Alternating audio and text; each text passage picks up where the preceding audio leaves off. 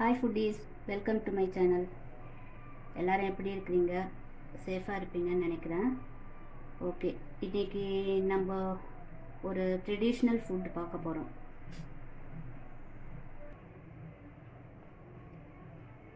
நம்மள ஒரு சிலர் மறந்து போன வெண்ணெய் புட்டுங்கிற ஒரு ஸ்வீட் பண்ண போகிறேன் நான். அது எல்லாருக்குமே தெரிஞ்சிருக்க வாய்ப்பில்லைன்னு நினைக்கிறேன். இது எங்கள் அம்மா எங்களுக்கெல்லாம் சின்ன வயசில் செஞ்சு கொடுப்பாங்க, ஸ்கூல் டேஸ்லாம். இப்போது இருக்கிற கிட்ஸுக்கெலாம் அது இப்போ இருக்கிற பேரண்ட்ஸ் செஞ்சு கொடுக்குறாங்களா இல்லையான்னு எனக்கு தெரியல. ஸோ மறந்து போன ஒரு ஸ்வீட் இப்போ நான் செஞ்சு காட்ட போகிறேன். எல்லாருக்கும் ஞாபகப்படுத்த போகிறேன். அந்த ஸ்வீட்டை செஞ்சு காட்டுறதால நீங்களும் பார்த்து உங்கள் வீட்டில் செஞ்சு பாருங்கள். எனக்கு தெரிஞ்ச ஸ்டைலில் நான் பண்ணுறேன். ஏதாச்சும் தப்பாக இருந்தால் தப்பாக எடுத்துக்காதீங்க. ஓகே, வாங்க நம்ம அதுக்கு வேண்டிய இன்க்ரீடியன்ட்ஸ் என்னென்னு பார்க்கலாம். இந்த வெண்ணெய் புட்டுக்கு வேண்டியது ஃபஸ்ட்டு மெயினாக பார்த்தா மாவு வேணும். அது இட்லி மாவு, இட்லி ரைஸில் ஒரு கப்பு இந்த அளவுக்கு எடுத்துக்கினேன் நான். இட்லி ரைஸு எடுத்து நல்லா நைஸாக அரைச்சிக்கினேன். அந்த மாவு தான் ஒரு கப்பு நான் எடுத்து வச்சுருக்கிறேன். அதில் மிக்ஸ் பண்ணுறதுக்கு கொஞ்சம் சால்ட் போட்டுக்கோங்க. கொஞ்சம் ஃப்ளேவருக்காக இலாச்சி பவுடர், கொஞ்சம் ஹெல்திக்காக கீ போட்டுக்கிறோம். பார்த்தீங்கன்னா எங்கள் அம்மா இந்த வெண்ணெய் புட்டுக்கு வெறும் கேஷ்யூ தான் போடுவாங்க. இப்போ குழந்தைங்களுக்குலாம் இந்த ட்ரை ஃப்ரூட்ஸ் ரொம்ப பிடிக்குங்கிறதால நான் இப்போ கேஷ்யூ கொஞ்சம் எடுத்துக்கினேன், பாதாம் கொஞ்சம், ரேசின் கொஞ்சம் எடுத்துங்க.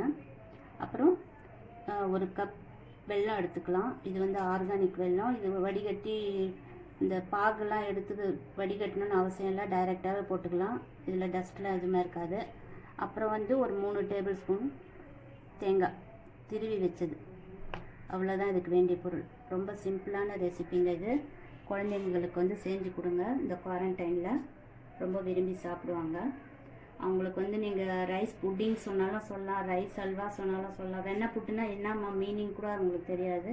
அதனால நீங்கள் ரைஸ் அல்வா இல்லைன்னா புட்டிங் சொல்லிடுங்க. ஓகே, வாங்க நம்ம எப்படி பண்ணுறதுன்னு பார்க்கலாம். வாங்க. இப்போது இந்த அரிசி மாவை இந்த பாத்திரத்தில் போட்டுன்னு தனியாக கரைச்சி வச்சுக்கலாம். நான் இப்போ இது கை வச்சு தான் கரைக்க போகிறேன், தப்பாக எடுத்துக்காதீங்க. ஏன்னா லம்ஸ் வராமல் இருக்கிறதுக்காக கை வச்சு தான் கரைக்க போகிறேன் நான்.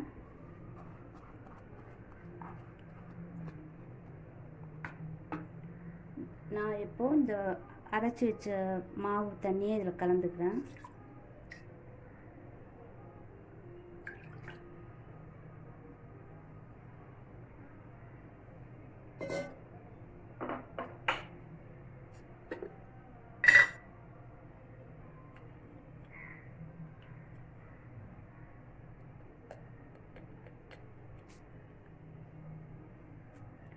சால்ட்டு கொஞ்சம் போட்டுக்கிறேன்.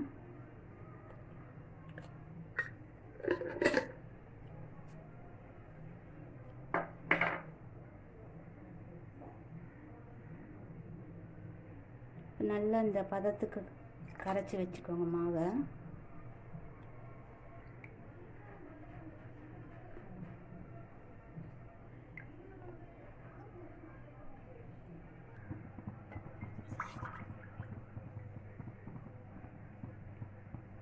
இப்போ இந்த பேனில் நான் 2 டம்ளர் தண்ணி ஊற்றிக்கிறேன்.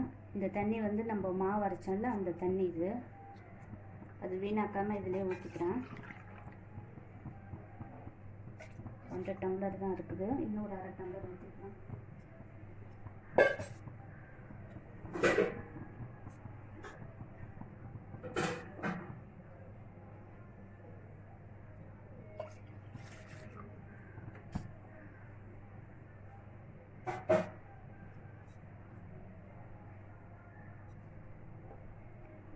இப்போ இதில் நான் என்ன பண்ண போகிறேன்,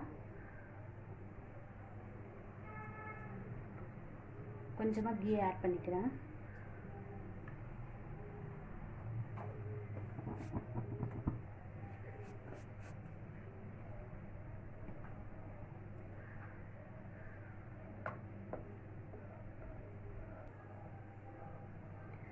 இப்போ தண்ணி லேசாக கொதிக்க தொடங்கிடுச்சு. நீங்கள் வந்து இதை வந்து கொஞ்சம் தண்ணி கொதிக்க வச்சு தான் இந்த மாவு ஊற்றணும். தண்ணி கொதிக்க வைக்காமல் ஊற்றுனீங்கன்னா வேகிறதுக்கும் லேட் ஆகும், லம்ஸ் விழுறதுக்கு சான்சஸ் இருக்குது. இப்போ இந்த மாவு வந்து கொட்டும்போது ஸ்டவ் வந்து சிம்மில் வச்சுக்கோங்க. இப்போது பொறுமையாக கொட்டுங்க, பொறுமையாக கொட்டினே கலருங்க. நான் எப்படி கலர்னா அதுமாரி கலருங்க. நீங்கள் உங்களால் முடிஞ்சால் நீங்களே இதை மாவு ஊற்றி கலரலாம். உங்களால் முடியலன்னா யாராவது ஒருத்தவங்களை ஊற்ற சொல்லிவிட்டு நீங்கள் கலரின்னு இருக்கலாம்.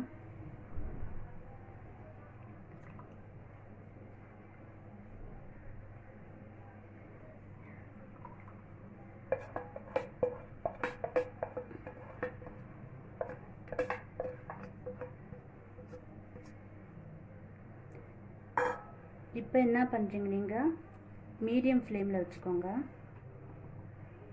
ரொம்ப ஹையில் வைக்காதீங்க. வச்சுட்டு கிளறினே இருங்க மாவு. ஏன்னா பச்சை வாசனை போகிற வரைக்கும் அது வேகணும் மாவு நல்லா. கொஞ்சம் வேகட்ட மாவு வெந்துட்டோன்னே உங்களுக்கு காட்டுறேன் எப்படி வந்திருக்குதுன்ட்டு. இப்போ நம்மளோட வெண்ணெய் புட்டு வந்து வெந்துடுச்சிங்க, ஃபுல்லாக வேகலை இன்னும். இப்போ நம்ம வந்து வெல்லம் போடுற ஸ்டேஜுக்கு வந்துடுச்சு. இப்போ எப்படி எந்த ஸ்டேஜில் வெல்லம் போடணுன்னா, கொஞ்சம் நீங்கள் வந்து கையை தண்ணியில் தொட்டுக்கின்னு இப்படி தொட்டு பாருங்கள்.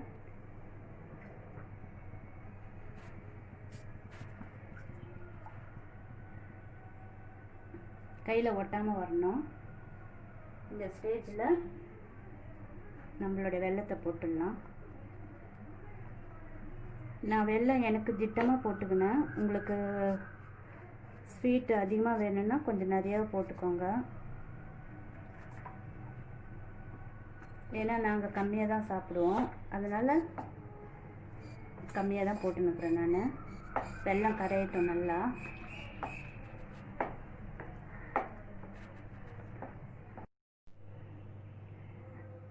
நம்மளோட வெண்ணெய் புட்டு ஆல்மோஸ்ட் ரெடி ஆயிடுச்சுங்க. நான் ஒரு விஷயம் வந்து தப்பாக சொல்லிட்டேன் உங்களுக்கு.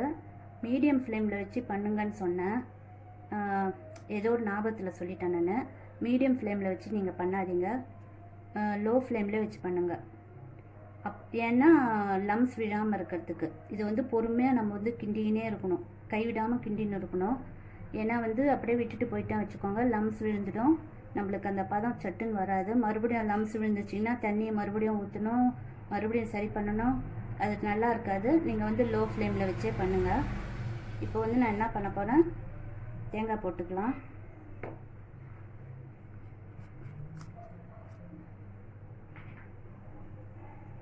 தேங்காய்க்கு அடுத்து இந்த ட்ரை ஃப்ரூட்ஸ் போட்டுக்கிறேன்.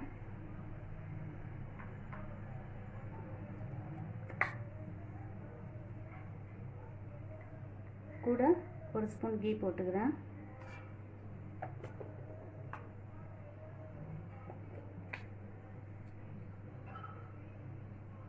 இலாச்சி பவுடர் ஒரு சின்ன ஸ்பூனில் 1.5 போட்டுக்கோங்க.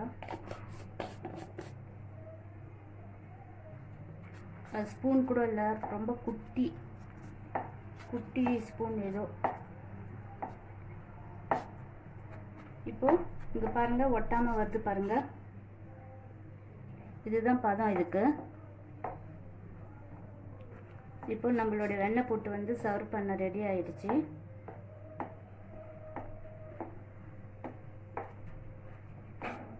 நல்லா கலரி விட்டுக்கோங்க எல்லாத்தையும், எல்லா பக்கமும் மிக்ஸ் ஆகிற மாதிரி எல்லாத்தையும் நல்லா கலரிடுங்க. பாருங்கள் ஹல்வா பதத்துக்கு வந்துடுச்சு பாருங்கள்.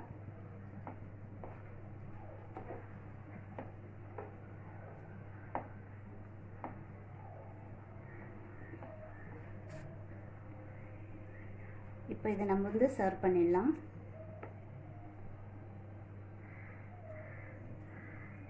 ஸ்டவ் ஆஃப் பண்ணிடலாம்.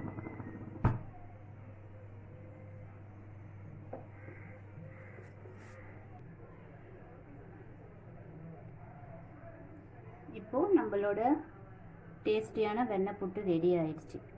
இது நீங்கள் வந்து உங்கள் குழந்தைங்களுக்கு ரைஸ் அல்வான்னு சொல்லி கொடுங்க, ரைஸ் புட்டிங் சொல்லி கொடுங்க, எப்படி வேணாலும் சொல்லி கொடுங்க.